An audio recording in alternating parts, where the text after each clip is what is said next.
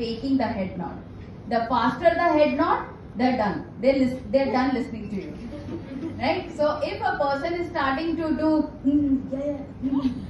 so that means that please go. Right? It means that I am done. So look at the head nod when a person is nodding the head faster. It might not mean please go also. It means that I have understood what you are trying to tell me. Right? For some of the people who are thinking that, no, I don't do that. This is also one of the gesture. It means that I have understood what the point that you are trying to place across. So a head nod says a lot, and just the opposite is the slow nod. When the person knows everything and you're still lying, they will do, okay, yes. So slower head nod is much more dangerous. Now comes the shoulder part, where we'll look at a person's shoulder. Now, one of the gestures where we say I don't know is the shrug, where people say, okay, I don't know.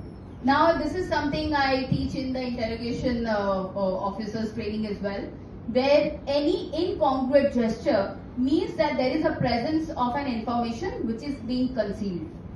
So, if I am talking to you and suddenly my one hand is like this and another hand is going like this, there is something which is there inside me and I am not telling that. So, it's a concealed information. Any incongruent gesture means that there is a concealed information. That is how you would want to know more. So a shoulder shrug will now look like one side shoulder shrug, right? So there were a couple of videos that I found, but some of them were also of the politicians, so I could not share all of that. But there are few of the Bollywood celebrities, whenever they talk about any other thing and they are not confident, you will always see this one-sided gesture. So pay attention to that. That means that the person is underconfident or not confident at all. Then we talk about the hands. Now coming to the hands, there are 4 types of gestures. We'll cover that. But 2 of them is, one is illustrator and one is pacifier / self-soothing gesture. So pacifier is when a person starts touching themselves non-sexually, and illustrator is when a person is using the hand to explain. So if I'm telling you, yeah, on the boats you can see everything, blah, blah, blah, and all those things. So these are illustrators. I'm using my hand to explain something. But if you ask me something, let's say, I don't know, let's say my in-laws start asking me, when are you planning to have a baby? So I'll say, I'll think. So these all are pacifier, self-soothing gesture. That means that I'm not in the mood right now. So understand the use of pacifiers and the use of illustrators. Everything is always context-based. You cannot say a person is doing this, that means a person is lying, right? And now the last part is the legs part. And some of you, if you are active on Instagram, I share about body language, gestures and postures. And one of the common questions that I get asked on Instagram, if a person is standing with a crossed leg, what does it mean? It does not mean anything apart from I have to go to the washroom sometimes. But it depends on the context. So pay attention to what is the context, right? So in non-verbal communication, everything is context-based, and nothing is something where you can say, for sure this person is lying. And whenever I teach lie detection or deception detection, there are a cluster of 3 gestures that you need to see to know that if a person has actually some information, and then you can ask question accordingly. According to the postures, there are 2 kind of person uses either their sitting gestures or they have standing gestures.